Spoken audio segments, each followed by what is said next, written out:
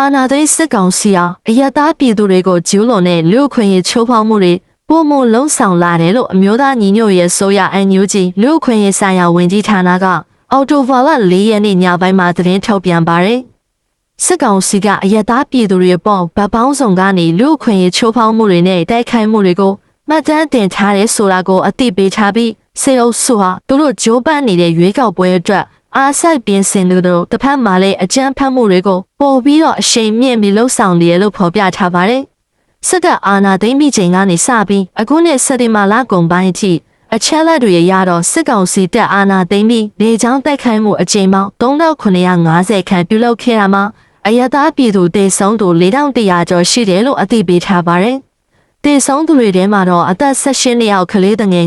959ဦးပါဝင်တဲ့အပြင်လေကြောင်းတိုက်ခိုက်မှုတွေကြောင့်စာတင်ကျောင်း384ကျောင်းဈေးရုံစေကန်129ခုနဲ့ဘာသာရေးစောက်အုံ